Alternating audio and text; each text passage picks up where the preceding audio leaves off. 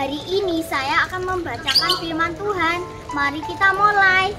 Kisah Para Rasul pasal 10 ayat 34-36. Lalu mulailah Petrus berbicara, katanya, sesungguhnya aku telah mengerti bahwa Allah tidak membedakan orang. Setiap orang dari bangsa manapun yang takut akan Dia dan yang mengamalkan kebenaran berkenan kepadanya. Itulah firman yang Dia suruh sampaikan kepada orang-orang Israel, yaitu firman yang memberitakan damai sejahtera oleh Yesus Kristus, yang adalah Tuhan dari semua orang. Sampai jumpa teman-teman. Tuhan memberkatimu.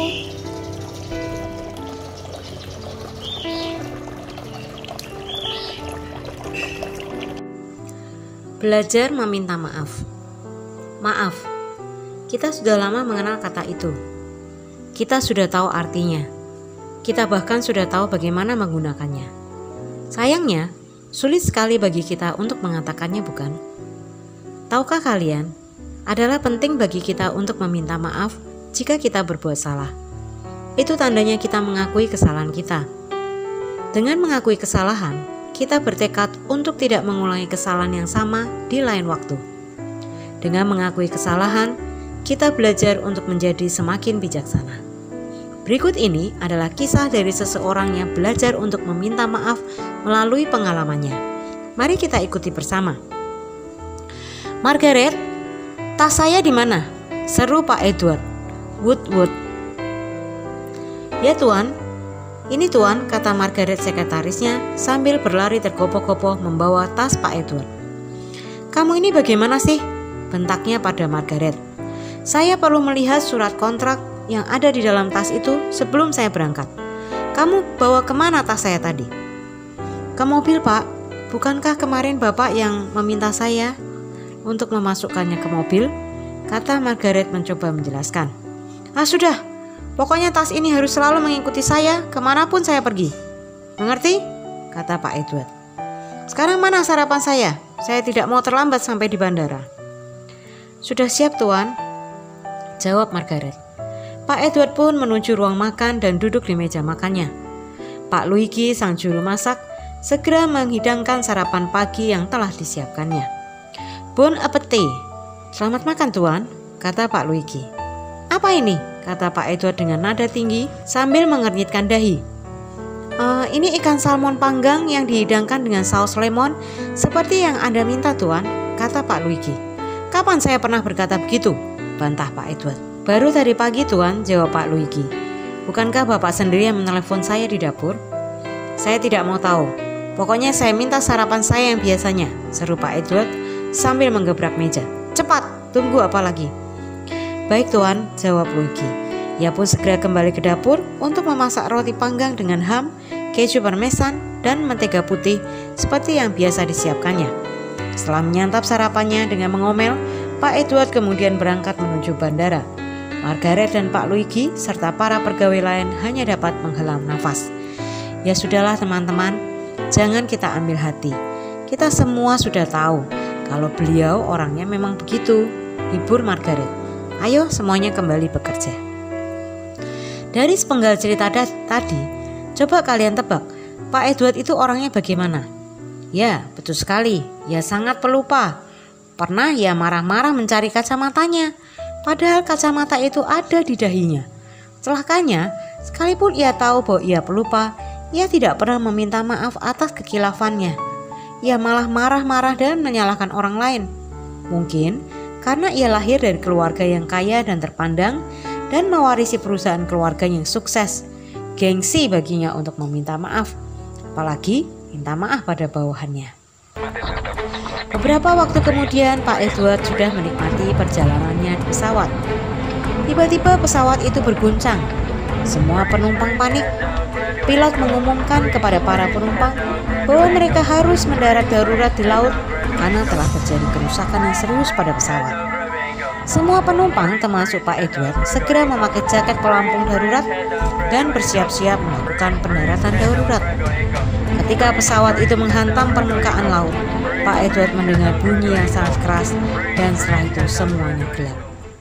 Ketika tersadar, Pak Edward menemukan dirinya tengah terapung-apung di tengah laut. Ketika ia melihat ke sekeliling, ia tidak menemukan penumpang lain. Bahkan ia tidak melihat badan pesawat yang terapung.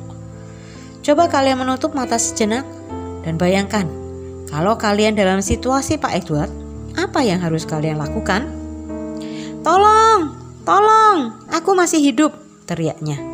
Setelah ia berteriak-teriak sekian lamanya, akhirnya Pak Edward berhenti karena lelah dan putus asa. Mungkin dahsyatnya hantaman tadi dan arus laut telah membawa ia jauh dari lokasi jatuhnya pesawat. Untunglah setelah ia terapung-apung sekian lama, di kejauhan ia melihat sebuah pulau dan dengan susah payah Pak Edward berhasil berenang di pulau itu. Kalau kalian jadi Pak Edward, apa yang harus dilakukan selanjutnya? Ya, tentu saja kita harus mencari pertolongan. Halo, apakah ada orang di sini? Pak Edward berharap dapat bertemu dengan penumpang lain yang selamat dan kebetulan sampai di pulau yang sama, atau paling tidak mungkin penduduk asli pulau itu. Ia mengelilingi pulau sambil mencari apakah ada orang lain di pulau itu. Dan ternyata pulau itu tidak terlalu besar. Ia dapat mengelilingi pulau dalam beberapa jam saja. Bagian tengah pulau itu ditumbuhi pepohonan cukup lebat, sementara pinggirannya hanya karang dan pantai berpasir. Mungkin pulau itu salah satu ratusan pulau kecil tak berpenghuni di laut. Karena lelah dan hari mulai gelap, ia mencari tempat berteduh dan akhirnya ia menemukan sebuah gua kecil dan ia pun tertidur di sana. Hei, siapa yang menyalakan lampu? Aku masih ingin tidur. Saat ia terbangun, ternyata sinar matahari pagi masuk dari mulut gua dan menyinari wajah Pak Edward. Ia merasa sangat tidak nyaman. Perutnya lapar, kerongkongannya kering, tubuhnya gatal-gatal karena air laut yang membasahi pakaiannya. Tidak ada Pak Luigi yang menyiapkan roti panggang dan secangkir teh hangat. Tidak ada Nona Lopez yang menyiapkan kamar mandi dan pakaiannya. Untunglah ia menemukan telaga kecil di tengah hutan, tempat ia bisa minum dan mencuci pakaiannya. Sementara ia mencuci pakaiannya, ia terpaksa memakai daun-daunan untuk menutupi tubuhnya. Baru satu masalah terpecahkan. Perutnya masih keroncongan. Ia mencari-cari, mungkin saja ada pohon buah, tapi hasilnya nihil. Hanya ada pohon kelapa saja. Karena tidak bisa memanjat, Pak Edward harus puas dengan daging kelapa tua yang sudah jatuh dari pohonnya. Malam harinya hujan turun dengan deras, membuat Pak Edward harus meringkuk kedinginan di gua yang kecil itu. Ia cukup beruntung karena sekalipun kilat menyambar-nyambar dari satu pohon ke pohon yang lain hingga membakarnya, Pak Edward masih bisa mendapatkan api untuk menghangatkan badannya. Ia mengumpulkan kayu-kayu untuk membuat perapian kecil dan menjaga supaya api itu tetap menyala. Pak Edward senang sekali. Akhirnya aku bisa makan sesuatu selain kelapa tua yang keras itu, pikirnya. Ia membayangkan makan ikan panggang besok pagi.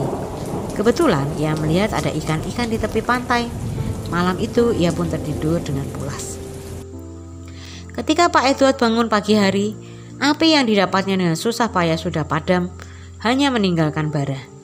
Tentu saja, sebab Pak Edward lupa menambah kayu supaya api itu terus menyala. Ia kan sangat pelupa. Ia berusaha meniupnya supaya tetap menyala, tapi sia-sia. Hanya asap saja yang tersisa. Buyar sudah mimpinya untuk makan ikan panggang. Sambil mengunyah daging kelapa tua, ia teringat akan Margaret, sekretarisnya yang sering dimarahinya. Betul juga, selama ini Margaret lah yang selalu mengingatkan akan hal penting yang harus dikerjakan. Tanpa Margaret, entah bagaimana usahanya dapat berjalan. Berhari-hari dalam kesengsaraan yang demikian membuat Pak Edward tersadar akan kesalahannya selama ini. Terlintas di pikirannya Margaret, Pak Luigi, Nona Lopez dan para pegawai yang lain. Ia sering memarahi mereka, padahal ia sendiri pelupa. Justru orang-orang inilah yang tempatkan Tuhan baginya untuk menolong. Bukan mereka yang membutuhkan pekerjaan dari Pak Edward. Sebaliknya, Pak Edward lah yang membutuhkan pertolongan dari mereka semua. Dalam penyesalannya, ia tertunduk dan air mata membasahi pipinya. Tuhan, jika Engkau memberikanku kesempatan, izinkanlah aku untuk meminta maaf kepada mereka semua dan memperbaiki diriku. Untunglah Tuhan mendengar doanya. Setelah terdampar di pulau itu selama 1 minggu, akhirnya regu penyelamat menemukan dia. Saat para pegawai menyambut kepulangannya, ia meminta maaf kepada mereka semua atas kesalahan yang telah diperbuatnya selama ini. Ia juga berjanji mengubah sikapnya. Bukan Edward Woodsworth yang lama kembali pulang, tetapi Edward yang baru. Ya, meminta maaf. Baiklah, aku akan lakukan itu jika aku salah. Tapi minta maaf pada orang yang lebih rendah dariku? Nanti dulu. Mungkin terkadang kita berpikir demikian. Tetapi perlu kita ketahui, Allah tidak membeda-bedakan orang. Kisah Rasul 10 ayat 34. Di hadapannya semua orang itu sama, entah kaya atau miskin, tua atau muda, rupawan atau tidak rupawan, atau dari suku bangsa mana. Allah menginginkan kita juga berbuat hal yang sama. Ulangan 16 ayat 19. Karena itulah jika kita melakukan kesalahan kepada siapapun, kita harus meminta maaf. Baiklah, kita hitung bersama. Berapa kali kita melakukan kesalahan? Berapa kali kita meminta maaf?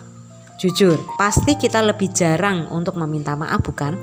Salah satu penyebab kita lebih sedikit meminta maaf adalah karena kita membeda-bedakan orang. Kalau meminta maaf pada orang tua atau guru, bolehlah. Tapi kalau minta maaf pada teman kita, apalagi kepada pembantu kita di rumah, bapak sopir, koster atau bapak satpam, nanti dulu. Jika firman Tuhan telah mengingatkan kita saat ini, marilah kita berubah. Dengan meminta maaf, kita mengakui kesalahan dan bersedia memperbaiki diri.